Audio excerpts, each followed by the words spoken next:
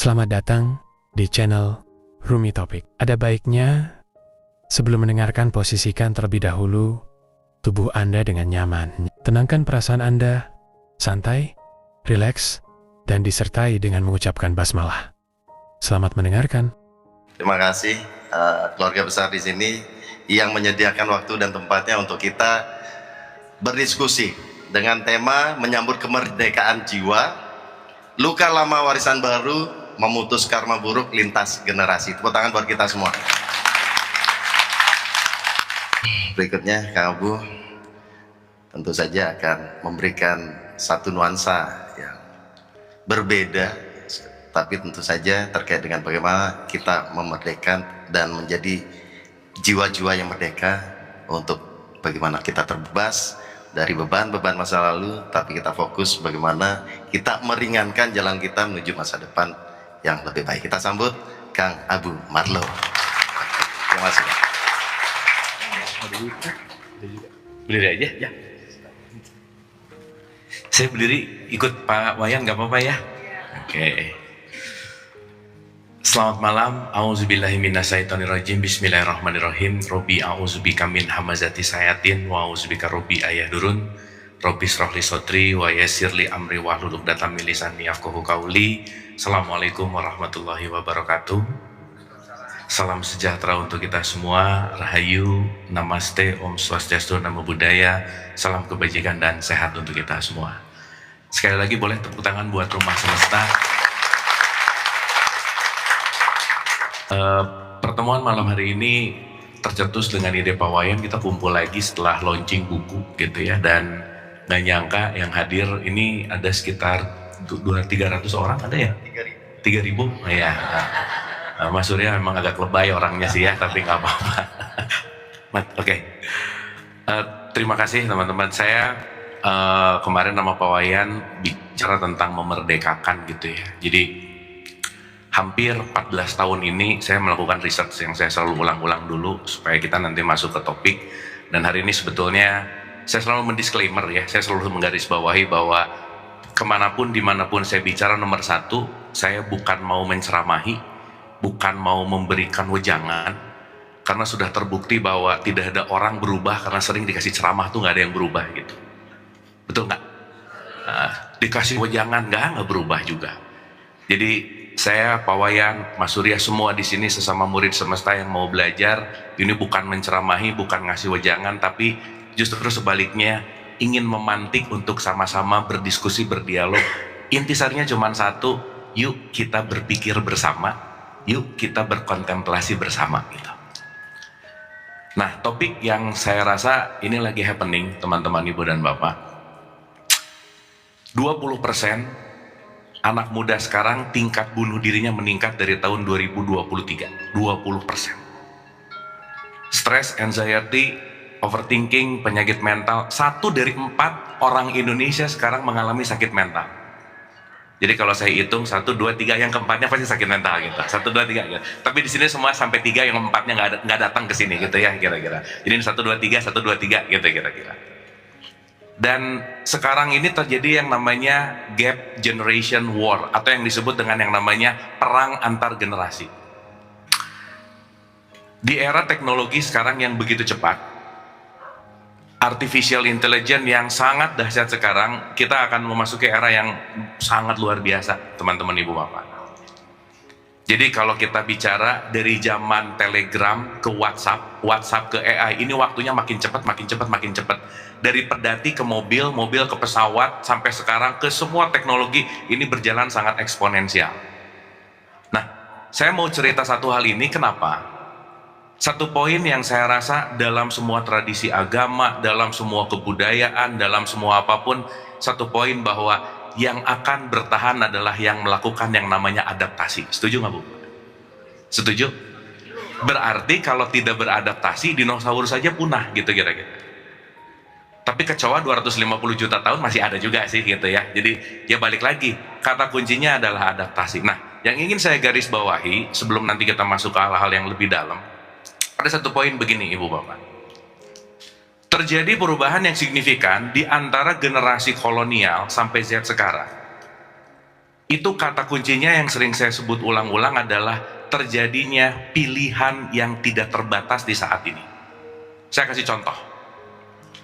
Ini zaman-zaman ibu bapak dulu mau denger radio, pasti nyari telepon umum, nelpon ke radio, betul nggak bu pak? Nah yang ketawa pasti iya lah gitu kira-kira. Betul ya? Berarti dulu waktu mau denger lagu, kita perlu nelpon dulu, nunggu diputar sama penyiarnya dulu, dan batasan dan pilihan kita pada saat itu sangat minim sekali, betul bu? Oke, jadi mau kirim-kirim pesan, mau apa, pokoknya gitulah kira-kira. Sehingga zaman ibu dan bapak, zaman ibu bapaknya si Gen Z ini, pilihan itu sangat minim. Jadi kita pada zaman kolonial, X, Y lah anggap aja begitu, itu pilihan itu sangat minim. Nah, yang menarik adalah begitu lahirnya sekarang Z, sekarang ini disebut dengan pilihan yang tidak terbatas. Jadi ternyata ibu bapak ada satu teori yang perlu kita renungkan baik-baik, pilihan sedikit menderita, pilihan terlalu banyak juga menderita ternyata. Jadi ibu bapak jangan anggap bahwa orang yang duitnya banyak banget nggak pusing, pusing juga kebanyakan duit itu pusing bu pak, gitu. Cuman memang lebih enak nangis di Lamborghini daripada di angkot gitu sih, memang sih. Ya, dan saya selalu ulang-ulang bahwa uang tidak bisa memberikan kebahagiaan. Kalau sedikit, kalau banyak bisa ya. Udah jangan aneh-aneh gitu. Nah, dalam konteks ini yang ingin saya garis bawahi adalah dengan pilihan yang makin banyak, hari ini terjadi yang disebut yang namanya choice paralysis. Artinya apa? Perubahan pilihan yang sangat drastis. Contoh, hari ini mau dengar lagu apa, tinggal buka Spotify, nggak suka, cetek, pindah 1 detik, 1 detik, 1 detik. Bisa nggak bu pak? Dan itu tidak terjadi di zaman ibu bapaknya. Betul? Jadi kalau sekarang orang tua ngomong, Allah anak sekarang tuh nggak kayak kita orang tua. Kita orang tua nih ya, loyal, kerja 20-30 tahun. Ini sekarang 2 bulan resign, 3 bulan resign. Ya mohon maaf, zaman emak bapaknya emang nggak ada pilihan, itu masalahnya. Betul nggak? Nggak ada pilihan lain, dan sekarang zaman anak atau cucunya pilihannya terlalu banyak. Jadi kebanyakan pilihan juga ternyata berbahaya, sedikit pilihan juga ternyata nggak bikin bahagia gitu. Contoh nih ya, ini dalam penelitian. Ibu kita ngobrol di sini dulu nggak apa-apa ya, untuk pembukaan dulu, pemanasan dulu. Nah, yang menarik terjadi transisi dari semua lini ketika pilihan makin banyak. Contoh, saya kasih contoh. Ibu bapak kalau datang ke undangan, yang undang, terus makanannya cuma ada 3, bilangnya, pelit banget nih yang undang, gitu pasti. Karena cuma ada 3. Tapi kalau makanannya ada 10, 15, itu pusing, mau yang mana duluan pasti pusing. Betul ya? Berarti problem kita semua sebetulnya adalah dari pilihan. Ini nanti kita sebut sebagai choice paralysis, karena kita berangkat dari situ supaya kita ngerti bahwa semakin sekarang pilihan makin gak terbatas gitu. Dan mohon maaf, saat orang tua tidak mau berubah, saat orang tua tidak mau beradaptasi, itu gak akan pernah menyelesaikan. Jadi saya gak setuju banget kalau ngomong bahwa Gen Z itu lembek lah, strawberry generation lah. Jangan lupa, mereka seperti itu karena didikan ibu bapaknya. Betul gak bu? Berarti yang bertanggung jawab mereka seperti itu siapa?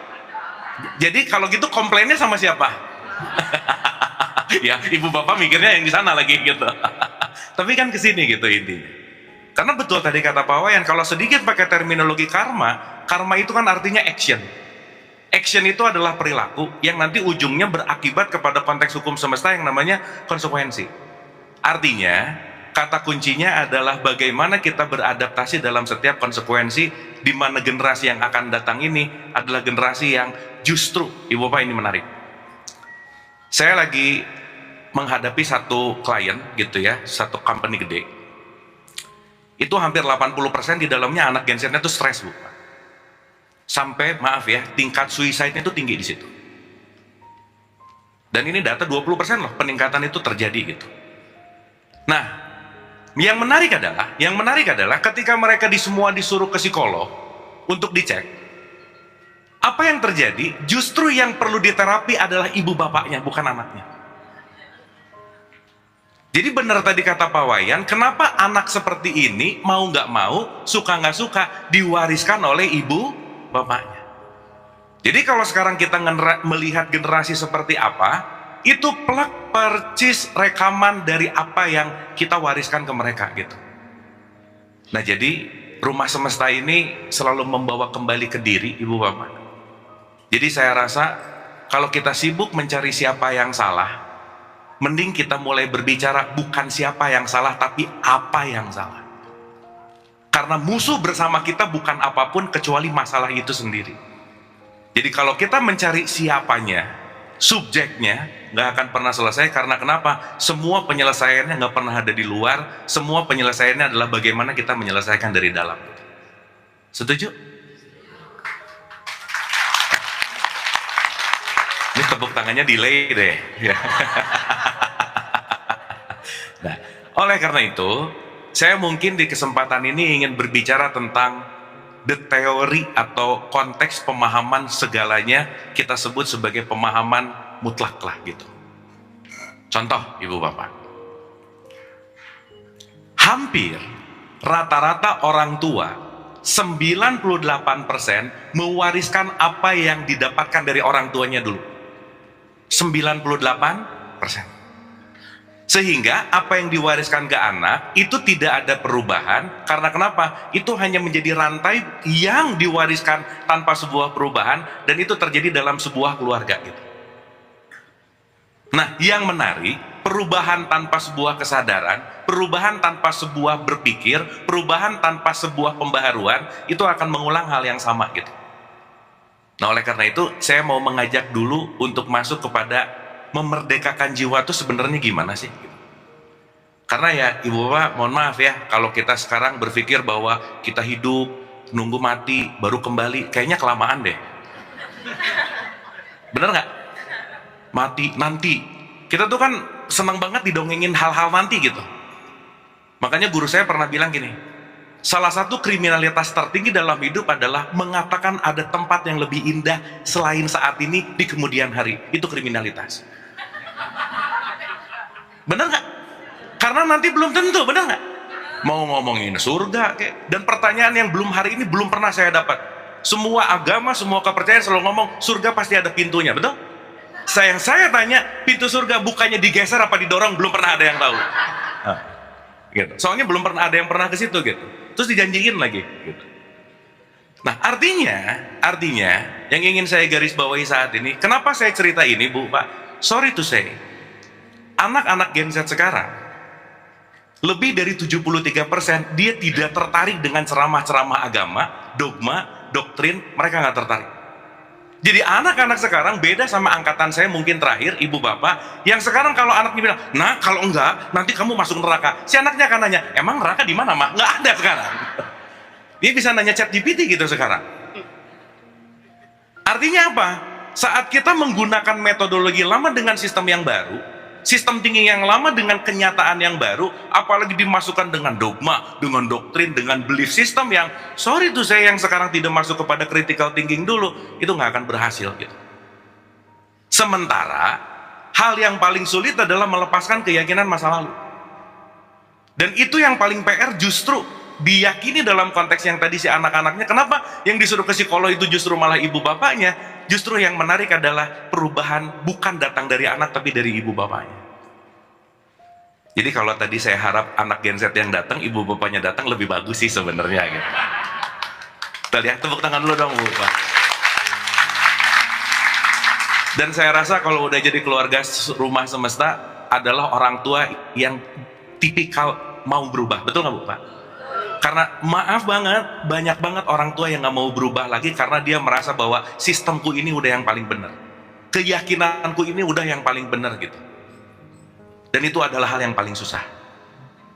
Nah, sekarang kita sedikit simulasi Bu Pak, supaya nanti kita ngerti kenapa sih kok aku terjadi seperti ini. Pertanyaannya, gimana mau memerdekakan jiwa kalau kita pertama nggak kenal apa itu jiwa, yang kedua merdekanya jiwa tuh gimana sih gitu. Karena banyak orang berpikir merdeka tuh bebas ngapain, gimana aja, mau terserah ngapain aja, pikirnya begitu. Padahal nanti kita ngerti, merdeka adalah tahu batasan. Merdeka adalah ngerti batasannya, dan aku tahu dan aku melakukan sesuai dengan kapasitas dan batasan. Itu namanya merdeka. Bukan bebas segalanya ngapain aja, bukan itu poinnya. Nah, sekarang pertanyaannya begini. Ibu bapak bisa melihat saya dengan mata kepalanya hari ini, betul? Oke. Boleh tunjuk nggak saya Abu ada di mana? Tunjuk. Boleh ditunjuk, hitungan 3 tunjuk ya. 1, 2, 3, ya tunjuk. Ya, oke. Nah, yang nunjuk ke sini udah dipastikan rada mabuk sih. Satu ya, ini saya mau membuktikan dulu nih. Kenapa tadi menunjuk keluar? Karena sebagian besar ketika kita nggak ngerti mekanisme diri, kita akan selalu melakukan dan akan selalu mengerti bahwa segala bentuk kehidupan terjadi di luar, bukan ada di dalam gitu. Contoh. Ibu bapak saya kasih waktu 1 menit. Jangan lama-lama ya, kalau lama-lama nanti bahaya sih.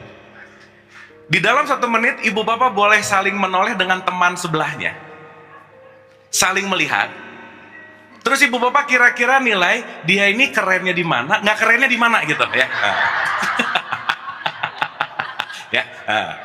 Ya, mudah-mudahan yang sebelahnya nggak kenal, itu lebih asik ya.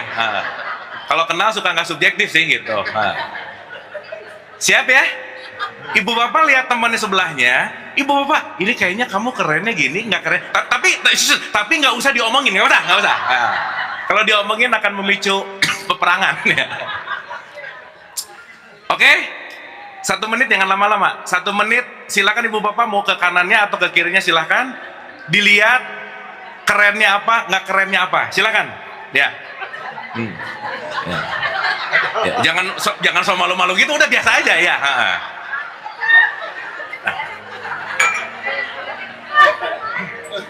Sambil kenalan boleh ya kayak? Sambil kenalan boleh ya. Kenalan. Tapi di urusan gini lebih baik nggak kenal dulu sih, jangan sih. Gitu ya. Oke. Udah ya, udah cukup ya, udah nggak usah 1 menit lah, udah cukup ya. Dah. Ibu bapak barusan begitu toleh kanan, toleh kiri, ada menilai nggak? Menilai teman sebelahnya nggak? Oke.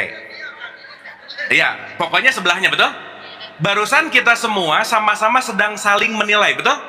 Oke. Ada sisi baiknya nggak dari teman sebelahnya? Ya, yang jawab enggak dendam berarti ya. Ibu kalau bisa pindah duduk, Bu, silakan.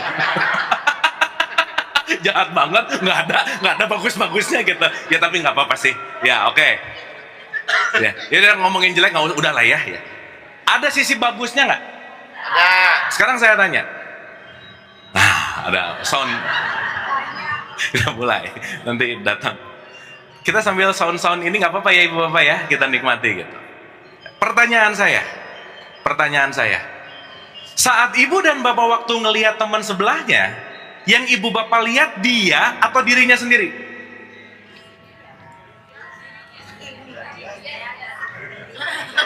Hah? Contoh, kamu Pak Wayan nggak enak Pak Surya aja ya. Ya maaf Pak. Ya ke Mas Surya aja ya. Oke. Waktu saya ngelihat Mas Surya, saya punya penilaian, oh bajunya kuning, oh rambutnya gondrong, oh ininya jenggotnya gimana banget gitu. Oh pakai jeans. Saya melihat, betul? Pertanyaan saya sedang melihat Mas Surya atau saya sedang melihat penilaian saya sendiri? Hah? Oke, sekarang saya tanya, berarti saat saya melihat Mas Surya, yang saya lihat siapa? Aduh, iya. Ini susah kalau mabok, ini ulangi lagi ya, ulangi. Saya ngelihat Mas Surya nih, Mas Surya kenapa sih rambutnya agak... Oh ya, ingat ya ibu bapak, dalam hidup itu selalu membaru.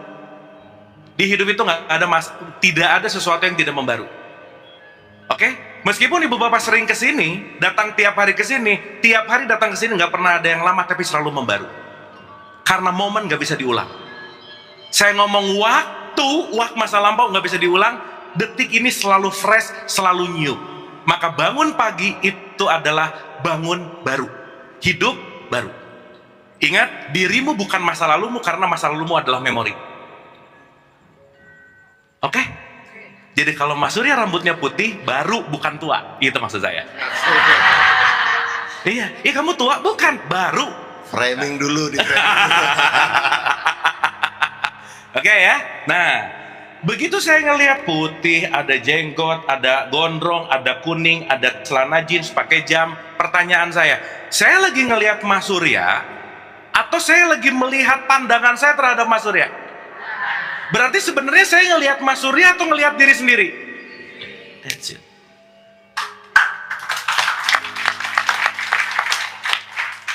Itu tepuk tangannya tuh ikut tepuk tangan tapi rada-rada nggak ngerti gitu, apa sih, ya udah tepuk tangan dulu gitu. Dapat nggak? Artinya ibu bapak saya, maaf ya, kuning yang saya lihat, kuning yang ibu bapak lihat nggak ada yang sama, karena kita hanya sepakat ini warnanya kuning. Berarti segala semua bentuk yang terjadi di luar diri kita itu sebetulnya ada di dalam diri kita nggak? Berarti ibu bapak begitu ngelihat orang, nyebelin banget, yang nyebelin siapa?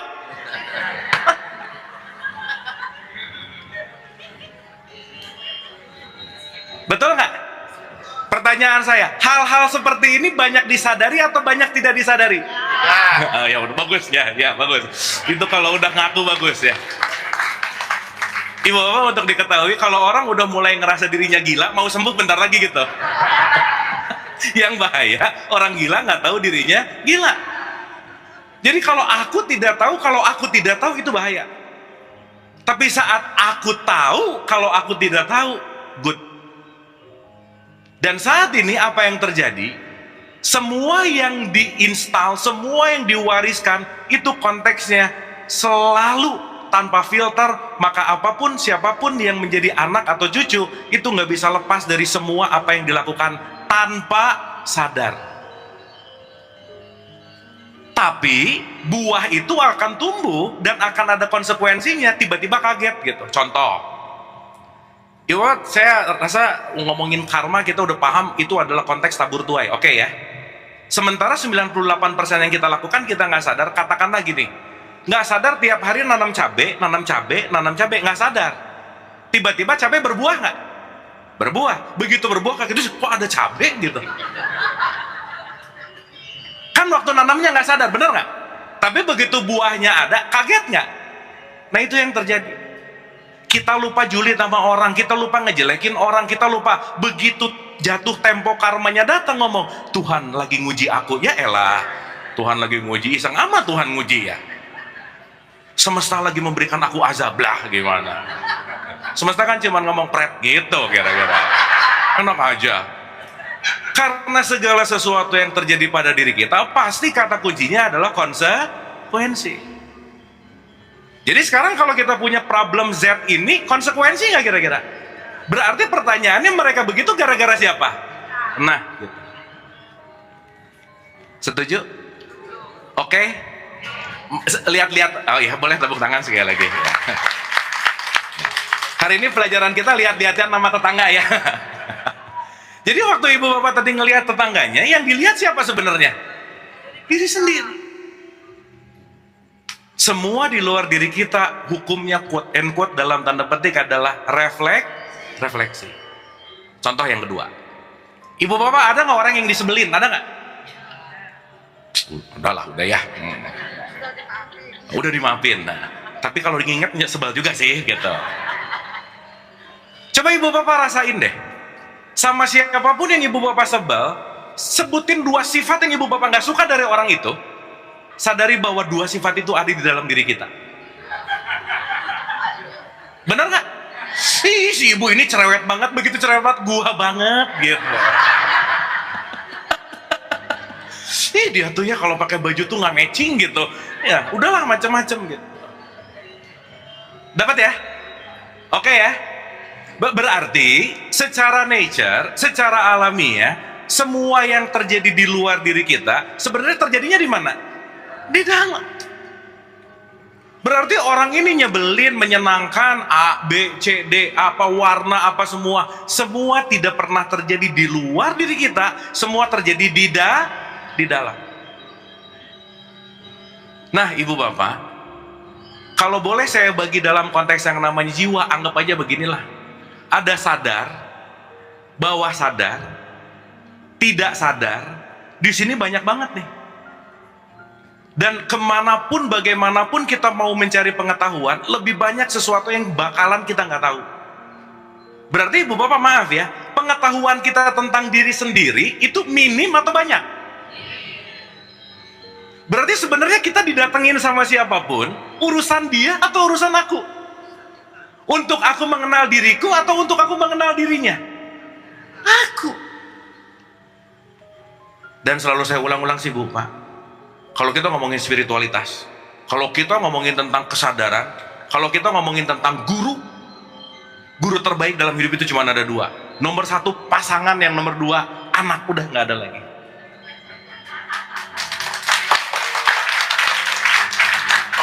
Betul nggak? Karena saya juga selalu mengulang-ulang, Tuhan semesta, kalau kita berdoa, semesta Tuhan gak akan ngasih hasil. Ibu bapak doa, ya Allah jadikan, ya Tuhan, atau apapun lah, jadikan aku orang yang sabar. Sabar gak akan datang. Tapi semesta, Tuhan, Allah, apapun itu namanya, akan memberikan kesempatan untuk menjadi orang. Jadi kalau ibu bapak minta jadi orang sabar, besok didatangkan kesempatan untuk jadi orang sabar, ketemu orang nyebelin. Betul? Berarti kalau ibu bapak pasangannya nyebelin terus, kesempatannya besar atau kecil? Nah, bersyukur nggak kira-kira? Jadi mulai besok kalau pasangan nyebelin, terima kasih. Ibu bapak maaf ya, ibu bapak kalau pasangan yang nggak nyebelin nggak akan datang ke sini, nggak akan, udah pasti. Serius, kalau anaknya nggak ribet nggak datang ke sini. Tadi tuh sebelum lagi cek sound saya ngomong, orang yang datang ke rumah semesta setidaknya penderitaannya gede banget, udah gitulah kira-kira. Makanya mau datang ke sini. Betul nggak? Ibu bapak kita happy, ketawa-ketawa nggak? Dia lagi ngetawain siapa? Gitu. Itu mulai bagus tuh, udah mulai oke gitu. Dapat ya? Nah, ibu bapak maaf ya, saya mempelajari sekitar 7 tradisi agama lah. Saya belajar Hindu kepawayan, saya belajar Buddhism ke para bante, Islam. Saya terlahir dalam tradisi Islam. Meskipun saya nggak milih agama Islam sih sebenarnya. Saya cuma dilekatkan aja sama ibu saya, dah gitu. Terus mau ngelawan, ibu saya marah, jadi udah mending baikan lah gitu kira-kira. Saya belajar ke Vatikan untuk Katolik, saya belajar banyak ke Romo dan seterusnya gitu. Yang menarik ibu bapak, dari semua tradisi agama, poin utamanya cuma satu, adalah agama adalah wahana untuk mengenal diri.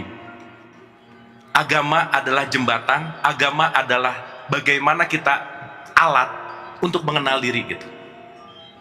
Sehingga ya mohon maaf ya, memang saya selalu ulang-ulang sih ibu bapak, maaf banget ya, saat kita tidak melepaskan dari sesuatu yang dalam tanda petik melekat dalam sebuah keyakinan tanpa kesadaran, kita akan muter-muter di level yang sama terus gitu. Maka salah satu hal yang membuat konteks di mana si Z ini sekarang terjadi, itu adalah sistem keyakinan yang diwariskan dengan ketakutan yang disebut dengan dogma dan doktrin gitu. Maka hari ini banyak banget anak ketakutan, diwariskan oleh ketakutan oleh orang tuanya gitu. Nanti kalau ini begini, nanti kalau ini begitu, nanti kalau ini begini. Yuk saya mau cerita dalam tradisi Islam sedikit ya. Di tradisi Islam tuh ada cerita gini, kalau orang tuanya nggak ngedidik anak baik, nanti mau masuk surga dimasukin neraka sama malaikat gitu kira-kira. Jadi ada satu cerita, begitu ada mau masuk surga, cet, anaknya teriak, ini ibu nggak ngajarin saya sholat, wis malaikat kamu masuk neraka gitu. Berarti si ibu yang nggak ngajarin anaknya untuk dalam tanda petik beragama dengan baik, dia akan masuk neraka gitu. Nah, yang membuat ibu sekarang nyuruh anaknya ibadah, ternyata nggak ikhlas-ikhlas banget bu. Kamu sholat ya, kenapa? Karena kalau kamu nggak, nanti gua masuk neraka gitu kira-kira. Jadi sebenarnya bukan anaknya suruh sholat-sholat amat sih gitu. Tapi karena ada keyakinan dalam bentuk fearness dan ketakutan tadi, jadi saya mau straight to the point ibu bapak. Salah satu kemerdekaan adalah kita merdeka dari dogma doktrin tanpa sebuah pengetahuan, itu nomor satu.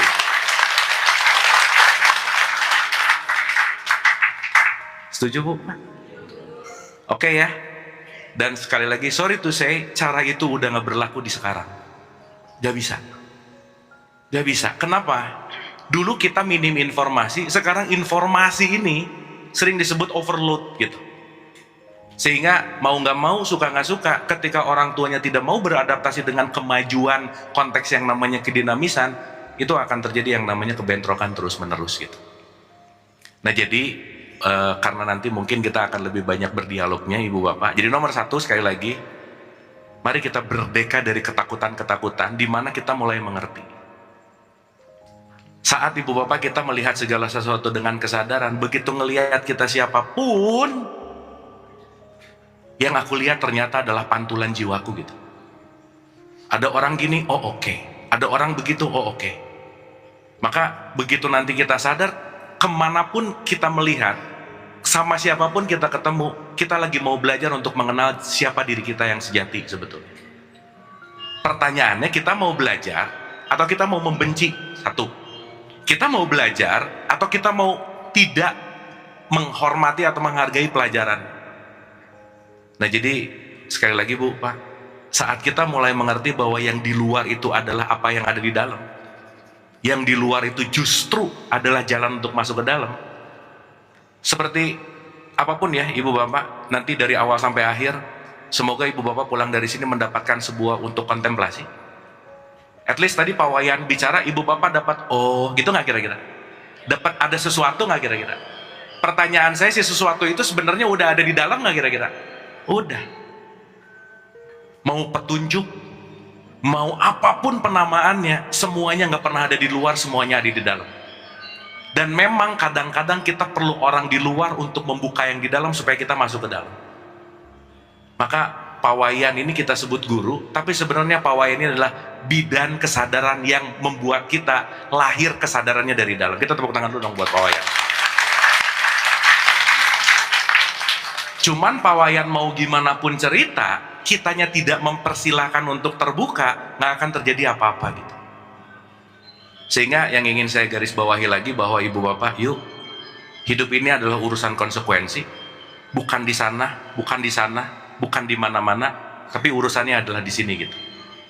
Kadang kita tidak mau mengambil tanggung jawab karena terlalu banyak cerita-cerita yang kita tidak dalam konteks yang namanya sadar. Iya nih, aku lagi diberikan ujian. Seakan-akan ujian datang, kitanya nggak ikut tanggung jawab gitu.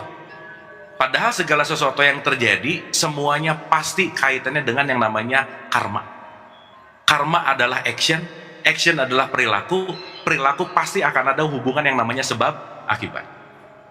Nah, oleh karena itu Ibu Bapak, simple aja dulu gitu ya. Jadi sekali lagi, saat kita mulai menyadari apapun yang ada di luar adalah yang ada di dalam, kita pasti akan jauh lebih berhati-hati dalam melakukan segala sesuatu.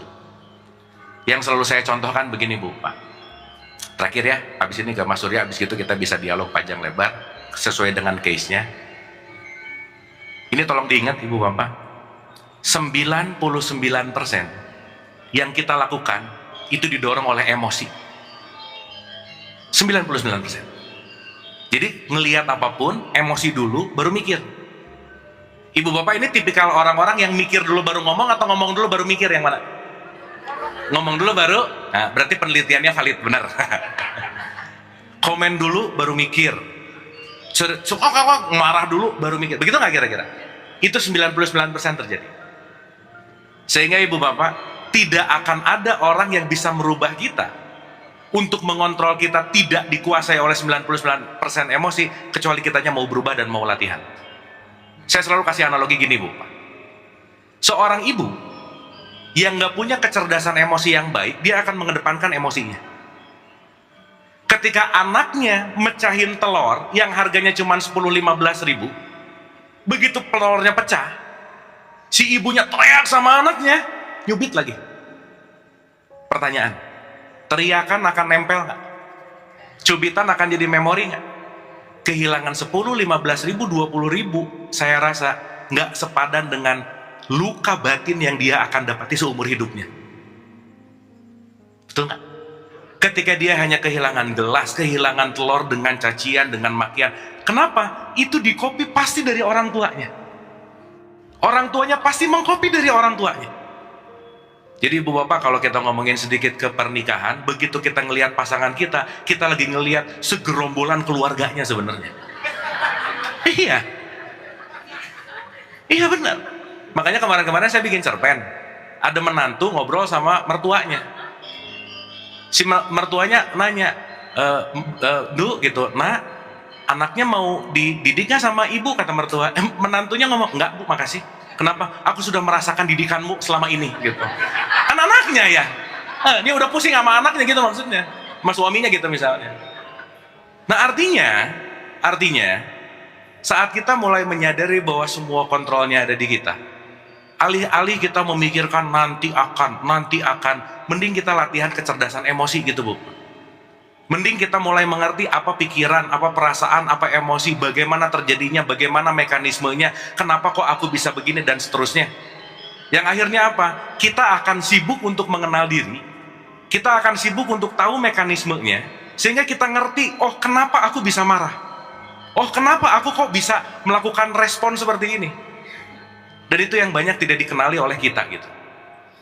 Nah oleh karena itu sekali lagi ibu dan bapak, di konteks yang namanya merdeka ini, sekali lagi, sejauh manapun kita mencari guru, sejauh manapun kita mencari cara, sejauh manapun kita mau mencari tempat untuk membebaskan diri, kebebasan selalu ada di dalam dirimu.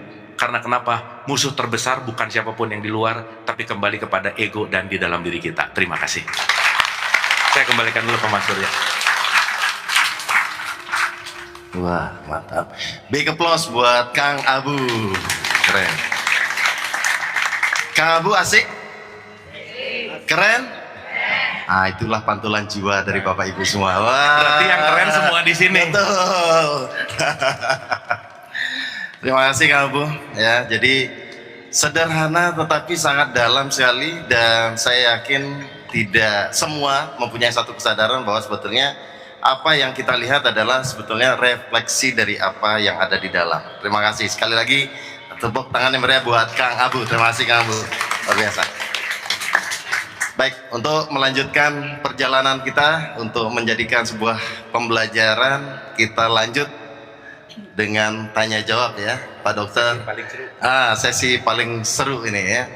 Silakan perkenalkan nama, dari mana, dan pertanyaan singkatnya. Silakan. Terima kasih. Saya tarik napas dulu. Tarik napas dulu. Jangan lupa hembuskan. Ya, jangan sampai tarik napas. Soalnya agak deg-degan gitu, agak deg-degan. Ya, ya. Yang biasa saya dengar di podcast atau di YouTube, terus sekarang saya lihat langsung gitu. Terima kasih semesta dan semuanya. Om Swastiastu. Om Swastiastu. Perkenalkan, nama saya dulu Metri, sekarang berubah menjadi Madi atau Mahamadi gitu. Asal saya dari Buleleng, terus merantau ke Denpasar, merantau dari SMP sampai sekarang. Pertanyaan saya adalah tentang Oton, yaitu tumpak wayang. Kebetulan saya lahir di Oton tumpak wayang ini gitu. Yang saya tanyakan adalah makna dari otonan itu. Pertama gitu, karena gini, yang studi kasus, bukan studi kasus, yang saya rasakan sebagai diri saya ini, kalau saya tumpak wayang ini di Buleleng, seingat saya hanya dilakukan sekali. Tetapi ketika saya sudah membaur ke Denpasar atau ke Mengui gitu, ternyata oton itu dilakukan setiap 6 bulan.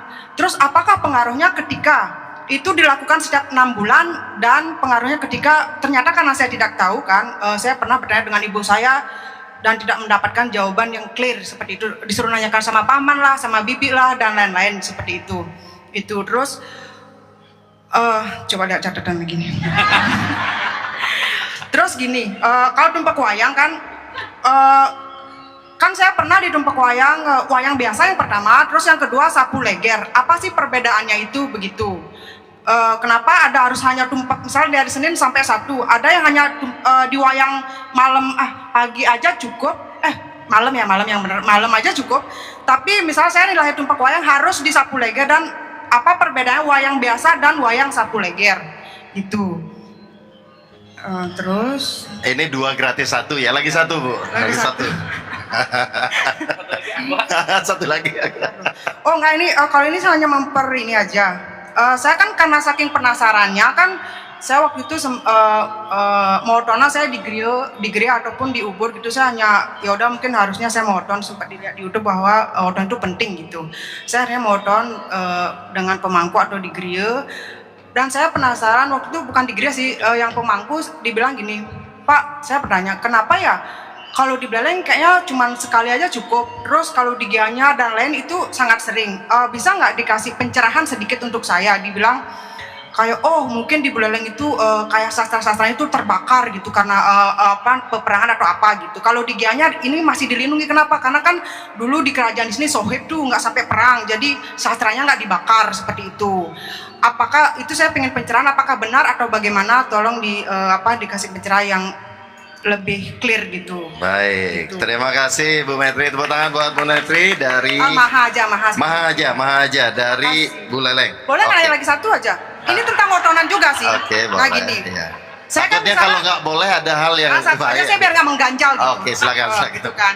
Tentang otonan juga ini sebenarnya, cuman bedanya otonan anak misalnya sama gini. Saya pernah ada kejadian gitu kan, akhirnya mungkin menyebabkan akhirnya mau perpisahan ataupun apa gitu kan. Terus saya tanya di Gria, ditanyalah otonan anak saya gitu. Ternyata setelah dicek dia itu salah oton gitu kan. Nah salah oton ini mempengaruhi ke pernikahan saya atau ke ekonomi misalnya seperti itu dibilang. Ketika tidak diperbaiki ataupun diubah, itu akan sangat mempengaruhi menjadi perceraian dan sebagainya. Cuma kalau itu kan saya bertanya lagi dengan mantan suami atau apa gitu, ternyata nggak dijalankan, akhirnya terjadi gitu. Terus dibilang ini kalau nggak diubah akan mengambil urip ibunya gitu dibilang. Apa maksudnya itu mengambil urip ibunya? Terus sempat saya bilang sama mantan pasangan, dia bilang kan saya bilang ini disuruh diubah biar nggak mengambil urip ibunya. Kenapa urip ibunya? Kenapa nggak saya? Mungkin dia merasa begitu atau apa, dan saya juga tidak bisa menjawab gitu. Jadi di sini mohon pencerahannya. Terima kasih. Baik, terima kasih Bu Maha. Terima kasih, luar biasa. Oke, next saya ke belakang dulu deh. Selamat malam. Perkenalkan, saya Mati Parto dari Gianyar. Memang mencari momen yang seperti inilah, karena ada beberapa pembelajaran yang saya gali belum menemukan titik terangnya. Salah satu tadi apa saya tangkap dari pembicaraan dari Kang Harbu, bahwa kalau saya boleh menyimpulkan, kalau saya pakai sendiri ya, bahwa telunjuk itu jangan selalu dikedepankan, tetapi balikkan ke diri. Sehingga ketika kita membalikkan telunjuk ke diri kita, itu akan timbul nanti big question, who I am. Dan banyak sekali akan menjadi lingkaran pertanyaan-pertanyaan ketika ada who I am-nya itu. Nah, pembelajaran inilah saya dapatkan di tahun ke-9 dalam perjalanan who I am itu. Dan ketika bertemu dengan who I am itu, menangislah sejadi-jadinya. Dan paparannya who I am-nya itu masih mampu tiang gali, dan hari ini mudah-mudahan saya mendapat kesempatan, dan iki guru-guru tiang yang ada 3 orang ini mampu memberikan titik terang jalannya. Pertanyaan begini, ini sebuah karma. Karena refleksi tadi ketika ada who I am-nya itu big question-nya akan menjadi proses karma. Dan karma kelahiran. Dan disinilah selalu muncul pertanyaan-pertanyaan ketika kita hidup ini, katanya untuk berkarma. Berkarma suatu tindakan untuk mendapatkan pahala, kan seperti itu. Tetapi di dalam big question-nya itu ada beberapa yang muncul, bahwa hidup ini adalah pilihan. Dan hidup ini, hari ini kita menjalani karma atau karma usano, karma-karma kehidupan masa lalu. Dan juga ada takdir dan nasib. Ada 3 aspek inilah yang menjadi lingkaran, kalau boleh dibilang dikatakan proses pembelajaran karma itu sangat lambat sekali dan hampir tidak menemukan titik terang. Nah, di satu sisi kita hidup di masyarakat, di sosial, dan banyak sekali kalau kita melihat dari orang-orang yang hidup dalam pilihan, mungkin masa lalu dia terlalu capek untuk bekerja, melayani, sehingga dia memilih hari ini terlahir menjadi tubuhnya cacat atau tidak bisa berjalan, tidak bisa mengambil apapun, itu suatu pilihan. Yang kedua, ada juga dia menjalani kehidupan kalau hari ini harus menuntaskan karmanya. Nah, disinilah menjadi bumerang. Ketika dia terlahir hari ini menjalani karma baiknya, dia harus melalui jalan itu. Yang hari ini, ketika kita menemukan orang seperti itu, kita membantu. Apakah ini karmanya dia, kita ambil sebagian? Karena kita semestinya dia berjalan sendiri untuk menyelesaikan masalahnya. Hari ini kita membantu, apa itulah juga bebannya kita pikul sendiri. Itu yang pertanyaan yang hari ini masih mengganjal. Hari ini kita ingin melakukan kebaikan, tahu-tahunya kita mendapatkan karmanya. Ya, demikian dulu. Terima kasih. Baik, terima kasih buat Pak Made Partner. Terima kasih. Oke, satu lagi dulu sebelum kita dialogkan. Susahnya pertanyaannya. Iya nih, susah-susah nih. Oke. Oke, Om Swastiastu dan selamat malam Bapak Ibu semuanya. Om Swastiastu. Perkenalkan, nama saya Kiandra. Biasa juga dipanggil Anda juga boleh. Anda. Jadi anggap ya Anda. Jadi anggap aja manggil nama Bapak Ibu sendiri itu. Oh, ya, Anda, ya, gitu Anda ya. Nah, jadi sebelumnya Anda Gen Z ya? Iya, benar. Nah, Umur berapa? masih 15 tahun. Woi, 15, tepuk tangan. 15 di depan. Oke. Kita nggak beda jauh. Oh, iya saya. Ya. Jadi saya salah satu Gen Z di sini ya. Ya. Jadi sebelum saya mempertanyakan pertanyaan saya, izinkan saya sedikit bercerita mengenai perjalanan saya menemukan kemerdekaan di dalam jiwa saya. Jadi perjalanan saya untuk menemukan kemerdekaan dalam jiwa saya itu dimulai ketika saya berumur kira-kira 6-7 tahun. Itu ketika dimana saya pertama kali didiagnosa dengan tipe 1 diabetes. Dan dari hidup saya yang sebelumnya baik-baik saja dan bahagia, semenjak saat itulah mulai hidup saya terombang-ambing. Jadinya mulailah ada masalah-masalah baru datang. Nah, terus beberapa tahun setelahnya saya juga terkena anorexia disorder. Jadi ketakutan gangguan makan. Itu di umur kira-kira 12 tahun. Sampai titiknya waktu ini saat saya umur 13 menjelang 14 tahun. Masih sekarang anoreksia? Enggak, sekarang sudah enggak. Nah, sekarang sudah kemerdekaan jiwa. Nah, kenapa saya bisa menemukan kemerdekaan di dalam jiwa saya? Itu awalnya karena saya datang ke salah satu tempat prakteknya Pak Surya yang di Denpasar. Nah, jadi sebelumnya saya mengekang diri saya. Jadi sebelum saya menemukan kemerdekaan dalam diri saya selalu membatasi diri saya. Jadi saya selalu selalu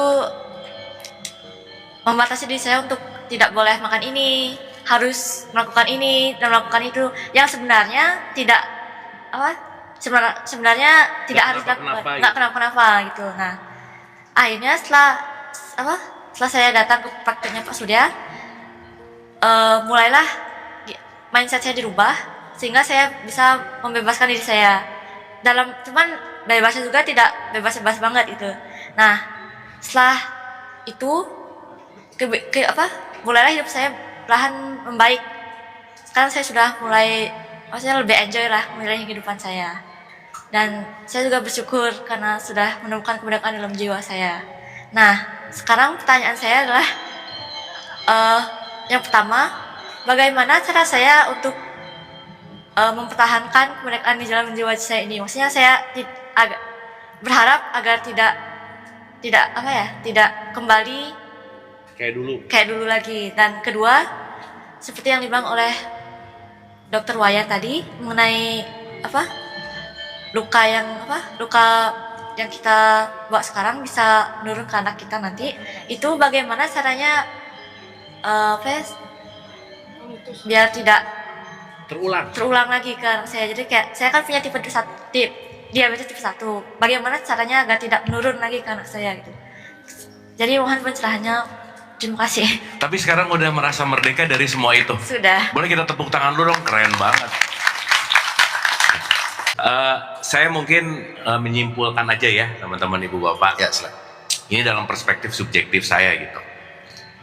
Gini, menarik tadi saya sampai nanya ke Mas Surya gitu ya, otonan tuh apa gitu, karena saya nggak ngerti gitu sejujurnya. Terus tadi bicara tentang karma, bicara tentang kemerdekaan gitu, tapi saya mau menyimpulkannya dalam satu kesatuan gitu. Sebelum itu saya mau nanya dulu begini, ibu bapak di sini teman-teman, kalau dengar kata mati, banyak senangnya, banyak sedihnya, yang mana? Hah? Begitu dengar mati, takut, atau begitu dengar mati, yes, yang mana? Oh, yang takut ya.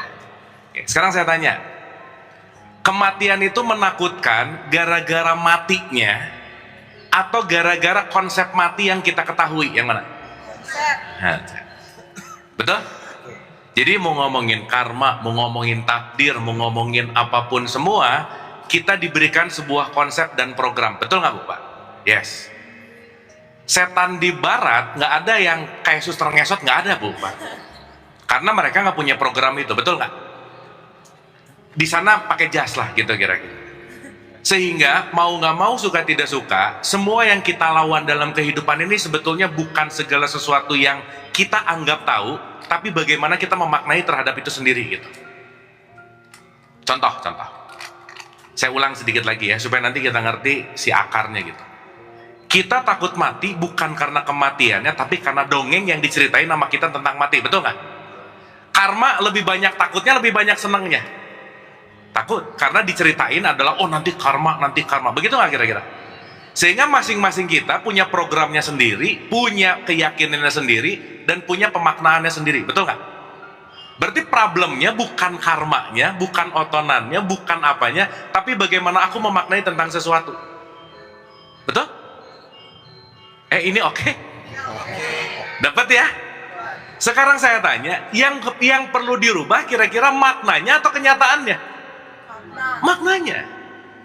Kalau dari dulu pemaknaan bahwa kalau gini nanti karmanya gini, pasti gini, terjadi kenapa? Karena kita meyakini dengan pemaknaan yang lama gitu kira-kira.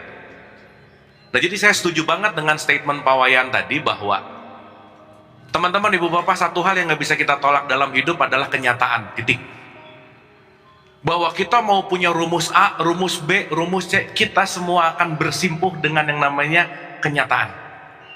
Sehingga kita mau punya teori A, teori B, teori C, apapun, mau itu ngomong karma, mau itu ngomongin takdir. Kita ngomong takdir ada perbedaan sudut pandang yang banyak banget lah, udah gitu kira-kira. Nanti menurut si A takdir begini, menurut si B nanti takdir gini. Kita semua ribut tentang definisi gitu. Tapi teman-teman ibu bapak, sadarilah, pada akhirnya pernyataan, segala bentuk apapun yang paling benar itu adalah sesuatu yang kita alami langsung sendiri masing-masing. Betul nggak Bu Pak? Sip.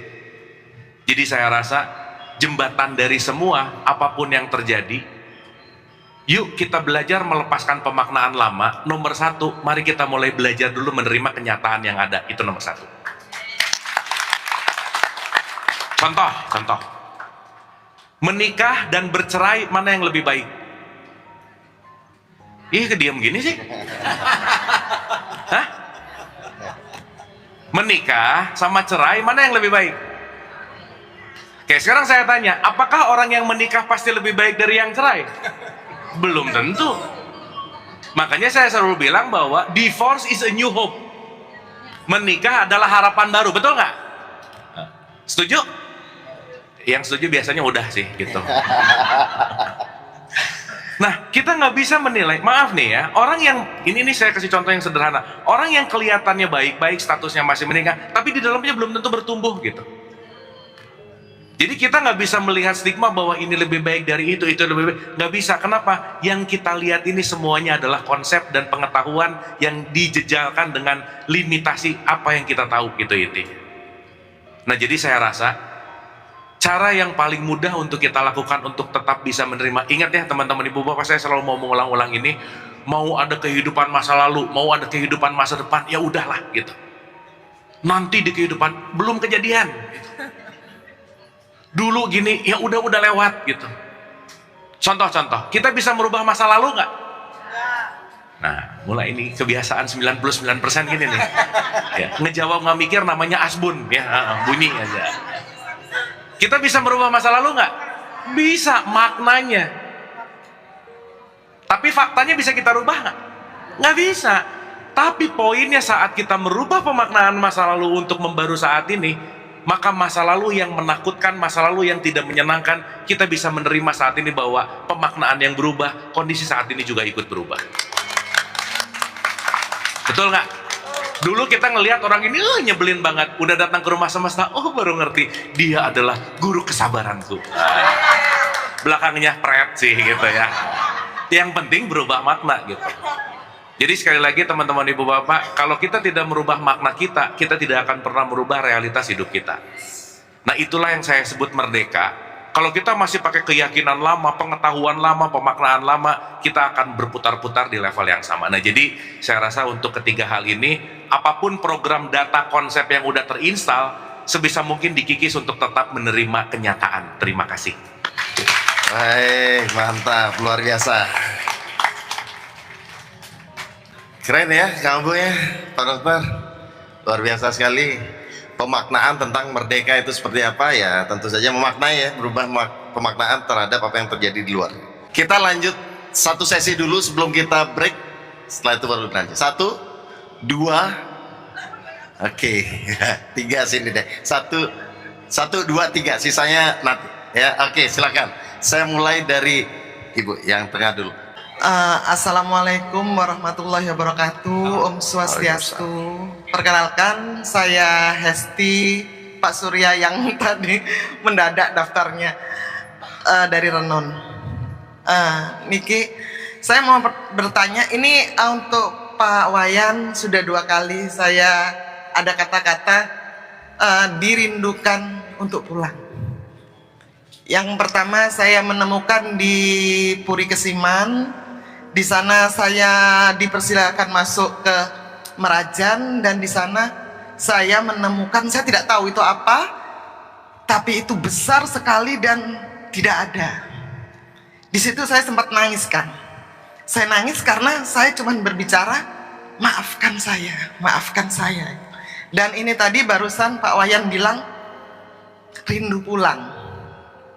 Ini 2 kali berarti saya mengalami ini. Dan yang mau saya tanyakan adalah fase apa buat saya. Terus terang agak sedih nih. Karena saya menemukan begini, saya Muslim. Tapi ada di mana konteksnya saya ada kegalauan, Pak Wayan. Ada masa lalu yang kayak kembali lagi ke saya yang leluhur atau apa saya tidak paham. Cuman saya akhirnya saya kan beryoga tiap hari di Sanur. Di sana saya juga ada pelinggih, jadi ampura. Jadi saya agak ini ya Kang. Jadi saya setiap hari saya ngaturkan kopi karena saya merasa saya ada buyut di sana. Karena saya percaya Bali adalah memilih dan meminta. Saya bawa putra saya juga, dia genset, jadi dia mulai bisa memahami alur cerita mamanya. Nah, yang mau saya tanyakan adalah fase apa Kang ketika saya sudah mengalami dua apa ya Kang, Kak dibilang bukan keyakinan Muslim, cuman ada saya selalu bermimpi saya kembali ke masa lalu. Saya ditunjukkan arah dengan saya melompat dengan dupa-dupa, dan di sana saya bertemu dengan pelinggih yang sangat tua sekali. Seperti itu konteksnya. Yang mau saya tanyakan adalah saya ini berjalan, saya dengan keyakinan yang seperti Kang Abu bilang, saya tidak memilih untuk di keyakinan saya yang sekarang, tetapi itu adalah warisan saya. Tapi di lain sisi saya dibawa kembali pulang bahwasanya asalmu di sini. Seperti Pak Wayan tadi bilang, datang itu saya juga menangis karena ada beliau kerinduan. Saya pun merasakan ini adalah saya kembali gitu. Itu fase apa. Yang kedua adalah bagaimana Kang saya menyikapi. Saya juga ada musola di rumah, saya tetap ngaji, saya tetap sholat. Tapi ada kerancuan dalam diri saya Kang, benar atau salah ini. Karena saya juga menangis di musola itu. Jangan biarkan saya memilih, saya mencintai dua-duanya. Itu Kang. Terima kasih, itu pertanyaan saya yang minta dilegakan hati saya. Baik, Swastiastu, terima kasih. Assalamualaikum. Bu Esti, boleh geser ke Ibu yang baju kuning. Silakan. Silakan. Selamat malam, perkenalkan nama saya Malam. Dorce Beatrix Lan. Oke. Saya yang ketiga kalinya ke sini dan untuk pertama kalinya saya datang tanpa suami. Sebenarnya saya ke sini mau sama anak ya, anak saya kebetulan juga Gen Z. Anak saya ini ADHD dan mungkin dan Dokter Wayan pun banyak mengetahui juga perjalanan anak saya. Sebenarnya seperti kata Kang Abu ya, ketika kita melihat sesuatu di diri anak itu sebenarnya yang menyebalkan itu ada di saya, itu memang betul banget gitu loh.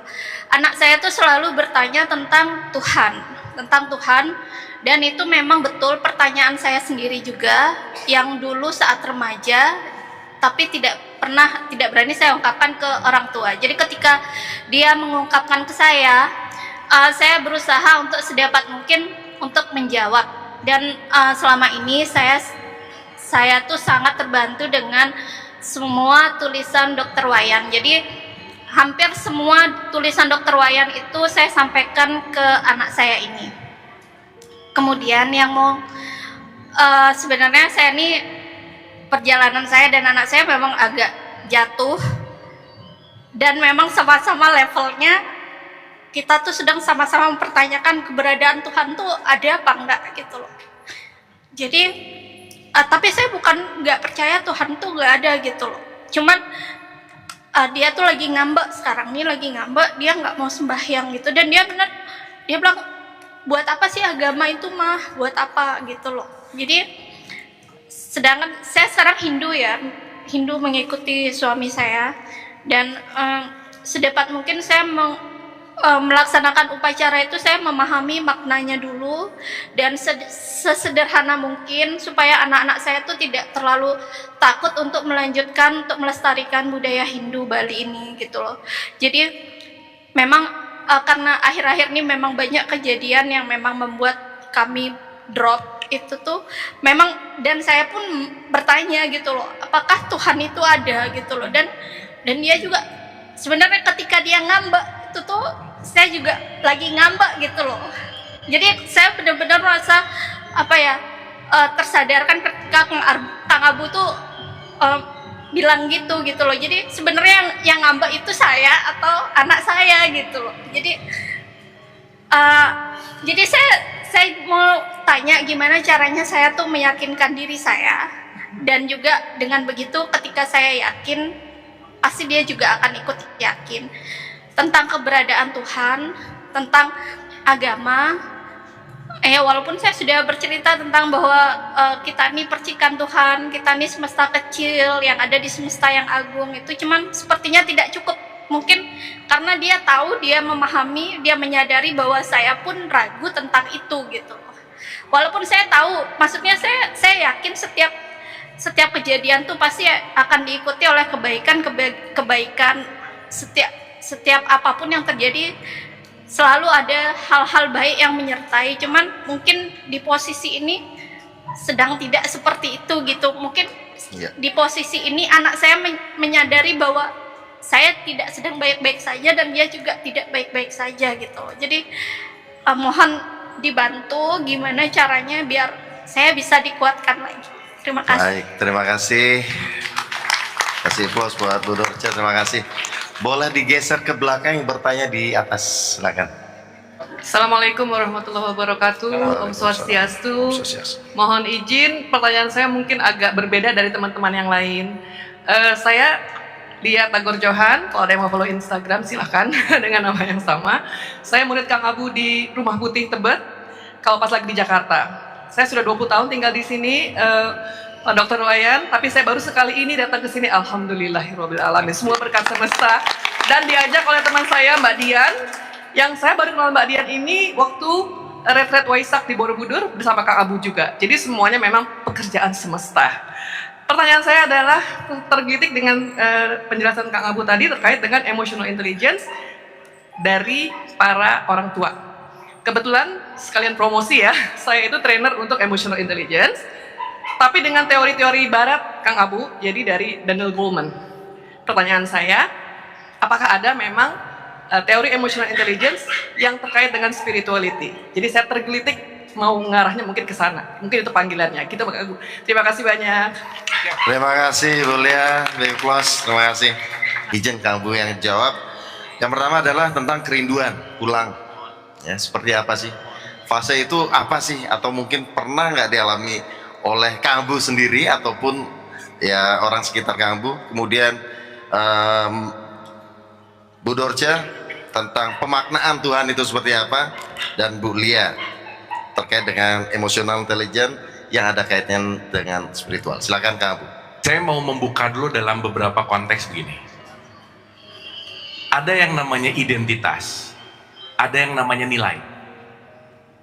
Identitas itu kita sebut orang, nilai itu kita sebut manusia. Oke? Ibu bapak di tempat ini semua sekarang, kita manusia yang sama nggak kira-kira? Kita manusia nggak kira-kira? Oke? Kita semua di sini manusia, tetapi dengan orang yang beda-beda. Makanya kalau ketemu teman baru kan nggak mungkin nanya, ibu manusia mana? Nggak ada. Tapi pasti orang mana? Orang Renon, orang Jimbrana dan seterusnya, betul ya? Oke. Nah, kenapa saya mau membuka dulu dengan ini? Karena maaf ya, masyarakat kita tuh kadang-kadang nggak ngerti mana simbol, mana fungsi. Ya, mana simbol, mana fungsi. Contoh, Muslim itu kalau dengar kata Muslim langsung di benak pikiran adalah orang yang agamanya Islam. Betul nggak Bu Pak? Betul nggak? Oke. Berarti pertanyaannya, kalau Muslim adalah orang yang beragama Islam, berarti Islam di sini hanya bertindak sebagai yang namanya simbol. Betul? Oke sampai sini? Nah, sekarang saya dalami sedikit. Islam itu dalam banyak sekali pembahasan dan pengertian, Islam itu tidak berbicara simbolnya.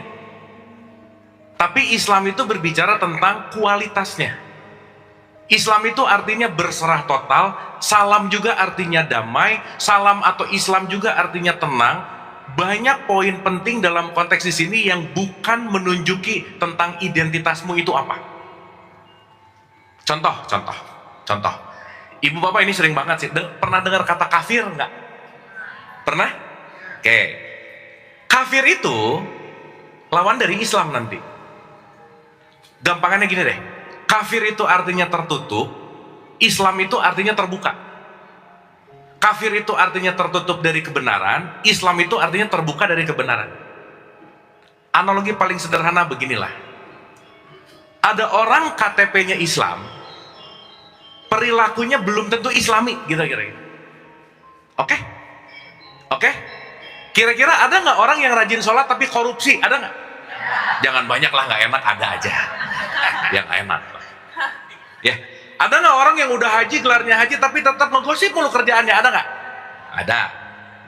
Berarti konteks di mana ritual, konteks yang namanya sholat, puasa, umroh dalam konteks tradisi Islam belum tentu membuat dirinya menjadi Islami, gitu intinya. Sampai sini oke? Oke? Pertanyaan saya, ada nggak orang yang datang ke pura tapi dia ngasih makan tetangganya, dia tidak korupsi, dia tidak ngejelekin orang, dan dia selalu mau berbuat kebaikan? Ada yang begitu nggak kira-kira? Boleh jadi orang yang datang ke pura jauh lebih Islami daripada orang yang sering datang ke Mekah, gitu kira-kira.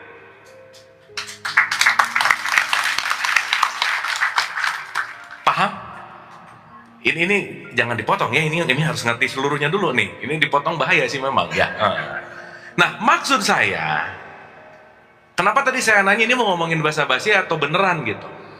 Kalau kita melihat ini hanya sebagai yang namanya merek, tadi pagi saya sama Pak Wayan baru ngomongin, kalau hanya untuk urusan kecap manis dan kecap asin, orang nggak akan berantem. Tapi kalau kecapnya mulai punya merek, baru bisa berantem. Gitu intinya Bu. Sehingga ketika Ibu bilang bahwa saya seorang Muslim, Muslim itu adalah orang yang berserah total kepada kenyataan. Jadi orang yang Islam adalah orang yang menerima kenyataan. Contoh, maaf nih ya, saya mau kasih analogi lagi nih supaya mudah. Kalau saya besok pengen dagang lakunya 100, kenyataannya lakunya 5, kira-kira saya bakal bahagia atau sedih? Hah? Kalau ibu bapak besok pengen dagang lakunya 100, tiba-tiba lakunya cuma 5, kira-kira ibu bapak sedih atau bahagia? Sedih. Kenapa? Tidak, kenyataannya tidak sesuai dengan ekspektasi. Saat pengennya 100 lakunya 5 terus sedih, itu namanya kafir gitu. Paham? Kenapa? Karena saya tidak menerima kenyataan. Tapi begitu saya pengennya 100 dapatnya 5, alhamdulillah diterima. Saat menerima 5-nya, disitulah sedang lagi jadi Islam gitu. Oke? Duh, ini tepuk tangannya delay mulu dari tadi ya. Oke ya.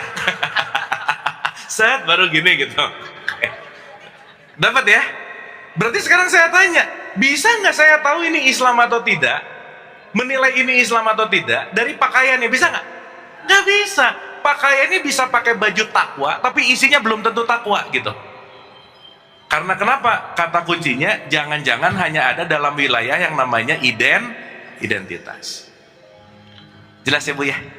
Tapi yang ngerti ini cuman 1%, itu masalahnya. Yang 99%-nya nggak ngerti. Karena yang 99%-nya ikutan. Nah sekarang kita mau jadi ikut-ikutan atau ngerti, itu pilihan. Nah jadi Bu, saya selalu membagi 2. Teman-teman, Ibu dan Bapak, maaf ya, ini kita bicara supaya dapatnya ini bisa kita ngomongin panjang lebar sih sebenarnya. Satu aja. Ada urusan privacy, privat, ada urusan publik. Ada urusan apa tadi satu? Private, ada urusan, kira-kira urusan ketuhanan, urusan publik atau urusan privat atau urusan publik? Nah orang Indonesia nggak bisa bedain mana privat, mana publik gitu. Betul nggak?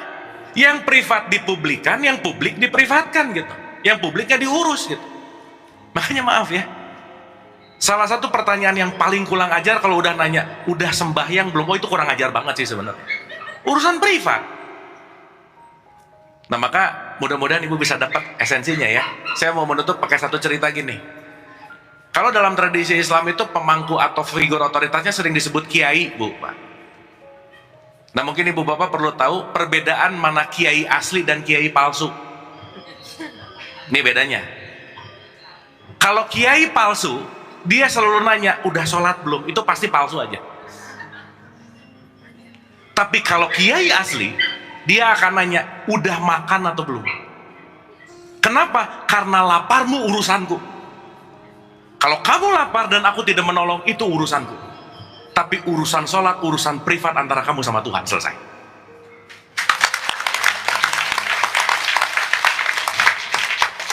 Dapat ya Bu ya? Sip ya? Jadi Ibu nggak bisa dilegakan oleh saya, nggak bisa. Ya, Ibu yang mau milih. Ya. Yang kedua, tadi Ibu Beatrix ya.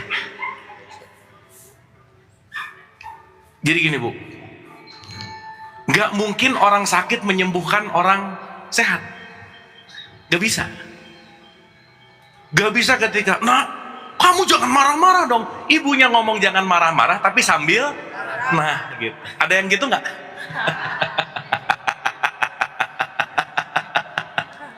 Ibu mau meyakinkan sesuatu yang ibunya nggak yakin.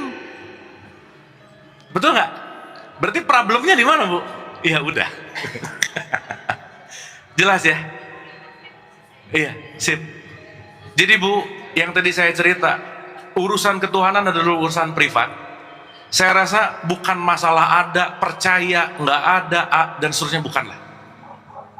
Tapi kalau kita semua percaya pada Tuhan, mungkin saya mengambil satu quotes dari satu statement yang sangat menarik. Nggak usah kamu omongin agamamu dan kepercayaanmu kepada Tuhan. Tunjukkanlah kepercayaanmu kepada Tuhan dengan sikap welas asih yang kamu lakukan. Oke Bu ya, karena Ibu nggak bisa meyakinkan siapa-siapa, nggak bisa. Karena perubahan akan terjadi ketika di dalamnya berubah, sikap hati kita berubah. yang akan dilihat dan akan berteriak bukan ucapan ibu, bukan ibu meyakinkan, tapi sikap hati ketika ini berubah, semuanya akan berubah. Karena kenapa Bu? Jangan lupa, setiap anak adalah benih dan mereka punya jalannya masing-masing. Gitu. Oke Bu ya, jadi ibu tenang aja. Tenang aja. Ya, itu yang kedua. Yang ketiga, ngomongin emotional intelligence dan spiritualitas, saya perlu waktu 3 jam Bu. Tapi singkat cerita, Ibu dan Bapak, kalau kita mau bicara dalam konteks emosi, saya mau sedikit aja ya. Ibu Bapak, kita ini kalau mau di dalam konteks spiritual, kita ini makhluk fisik atau makhluk non fisik? Dua-duanya. Iya kan, fisiknya ada. Gini, Ibu Bapak begitu ngelihat orang, lebih banyak yang kelihatan atau lebih banyak yang nggak kelihatan? Kelihatan. Nah, mulai lagi, udah makin malam gini sih ya. Udah mulai rada ngantuk, lapar, ditanya lagi. Ibu Bapak ngelihat orang, pikirannya kelihatan nggak? Perasaannya, emosinya, memorinya, sikap hatinya, jantungnya, otaknya. Ini sampai subuh nggak selesai-selesai ini. Berarti kita ngelihat sesuatu banyak terlihatnya atau tidak terlihatnya. Jadi kalau saya bandingin 1% terlihat, 99% nggak terlihat. Oke? Jadi maksud saya, kalau kita mulai ngejudge orang gara-gara yang 1%, rugi. Karena 99%-nya kita nggak pernah tahu. Nah, yang perlu kita ketahui tentang mekanisme diri, jangan lupa tubuh fisik ini adalah cangkang. Segala sesuatu yang dilakukan oleh tubuh fisik itu tergantung softwarenya. Namanya jiwa. Maka tangan saya melakukan baik buruk bukan urusan tangannya, tapi urusan softwarenya. Jadi kalau softwarenya nggak beres, perilaku tangannya beres nggak kira-kira? Nggak mungkin. Nggak mungkin. Makanya Daniel Goleman nomor 1 ngomong tentang self-awareness. Jadikanlah kamu menyadari siapa dirimu gitu. Ibu Bapak, saya mungkin pengen memudahkan sesuatu aja ya. Kita ngomongin spiritualitas tuh jangan mikir yang aneh-aneh lah, halu lah gimana. Udahlah, udah. Orang yang berspiritualitas itu artinya orang yang bertransformasi, titik.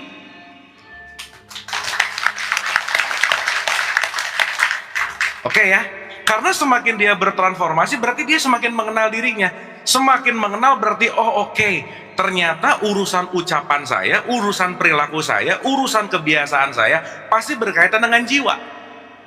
Di mana jiwa setidaknya yang disebut manas, ada pikiran, perasaan, dan emosi.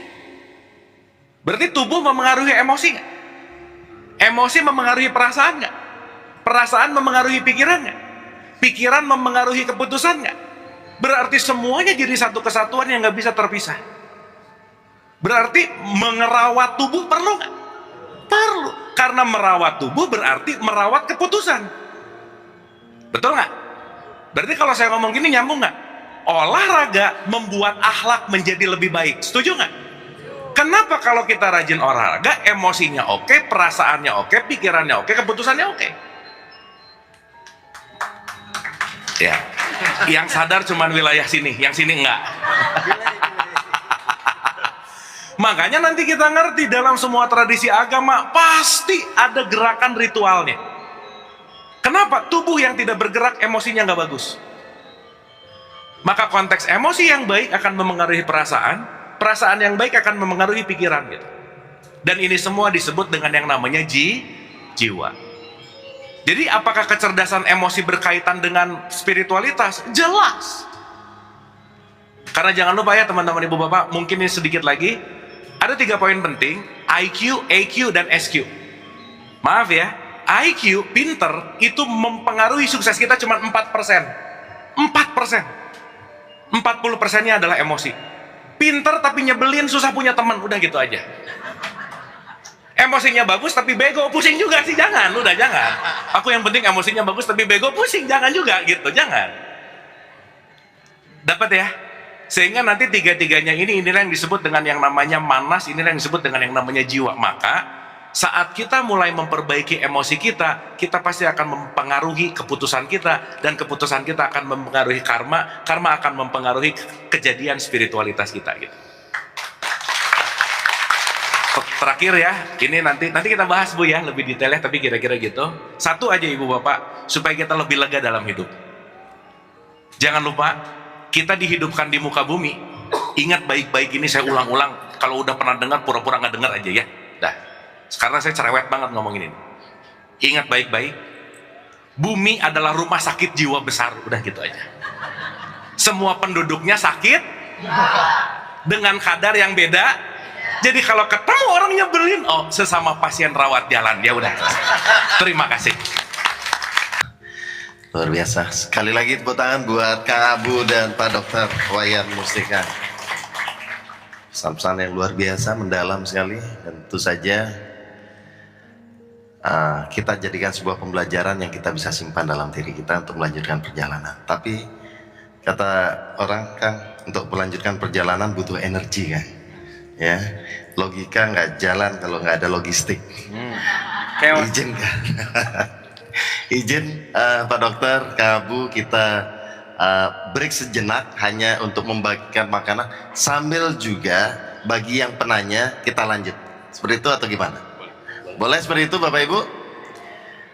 Nanti keluarga kita di Rumah Semesta silahkan untuk dilanjutkan membagikan makanan sembari kita melanjutkan pertanyaan. Boleh Bapak Ibu? Boleh? Oke, kalau boleh, karena tengah sudah, saya mau kanan kiri. Assalamualaikum warahmatullahi wabarakatuh. Swastiastu. Perkenalkan, nama saya Uri. Saya murid Kang. Saya juga suka beberapa kali bertemu pertama kali sama Kang Abu di Bandung. Kebetulan sahabatnya Kang Abu juga sahabat saya. Ada salam dari Arif, Kang Abu. Ya. Pak Dokter, salam kenal juga. Ini bukan mungkin bisa jadi pertanyaan, tapi juga bisa jadi sesuatu yang saya ingin bagikan gitu, Kang Abu dan Pak Wayan. Karena ketika tadi pertama kali kita mulai, Pak Surya bilang semuanya tuh menjadi guru gitu. Kita sama-sama saling belajar gitu. Semoga apa yang mau saya bagikan menjadi takdir saya untuk berbagi sama teman-teman. Saya menarik sekali bicara soal hari ini, sering kata-kata ini keluar. Takdir, karma, perjalanan, belajar. Saya bicara dari takdir dulu Kang Abu. Kita pernah ditakdirkan ketemu di Bandung Kang Abu. Alhamdulillah hari ini ketemu lagi sama Kang Abu dalam keadaan sehat. 2023 saya ditakdirkan terdiagnosa kanker. Alhamdulillah sebelum saya pindah ke Bali, berarti 4 bulan yang lalu, pengobatan saya sudah diselesaikan. Pada saat saya terdiagnosa kanker, saya langsung punya pertanyaan satu. Kenapa saya? Karena saya juga pernah dicoba sama Tuhan. Takdir yang buat saya itu luar biasa. Dan saya sudah melewati itu. Satu hal teman saya bilang gini, karena Tuhan memilih kamu, karena kamu orang yang paling kuat yang bisa menjalankan takdir itu. Boleh nggak jadi orang kuat? Saya nggak mau jadi orang kuat kalau saya harus dicoba seperti ini.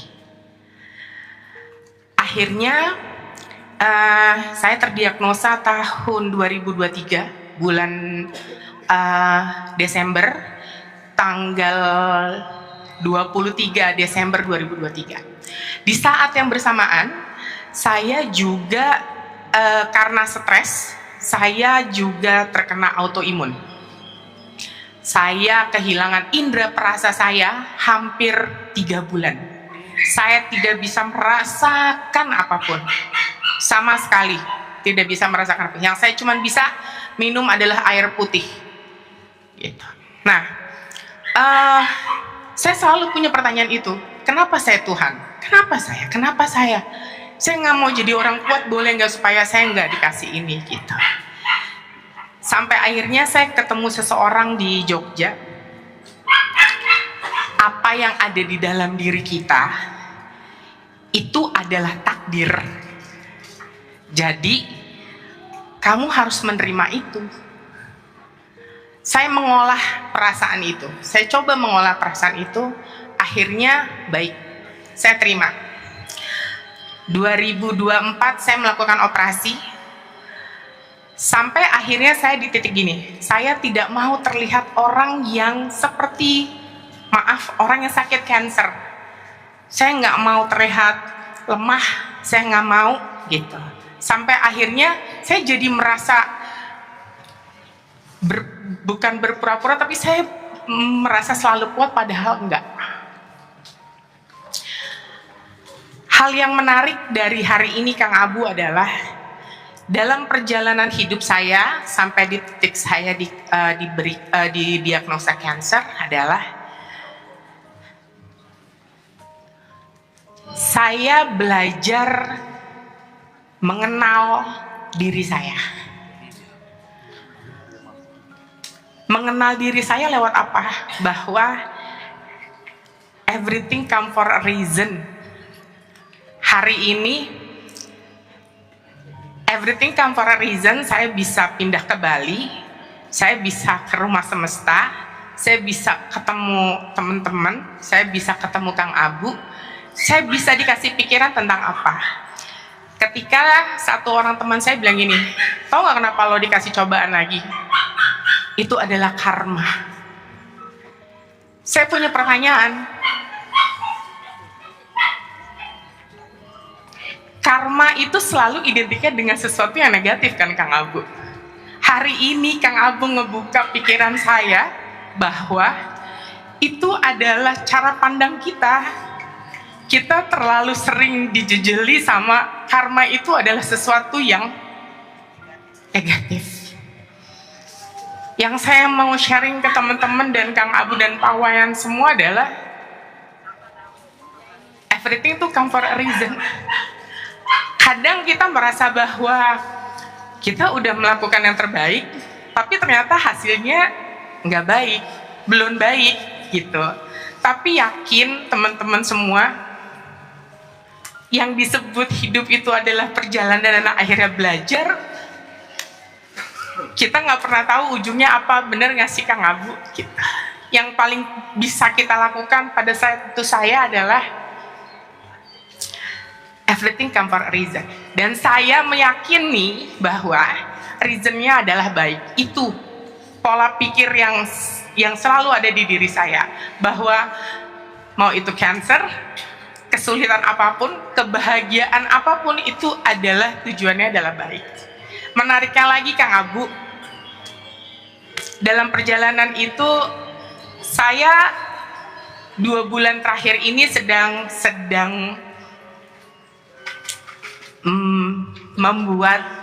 mendrafting buku saya. Judulnya Menemukan Aku. Aku tuh bukan cuman saya, aku tuh kita semua. Kita tuh bertemu banyak hal yang sebenarnya membuat kita menemukan diri kita dalam setiap pertemuan. Salah satunya adalah hari ini. Saya akhirnya bisa melepaskan tentang bahwa apa yang terjadi sama saya itu karma dalam bentuk tidak baik gitu. Padahal itu juga jadi jalan karma buat kebaikan saya.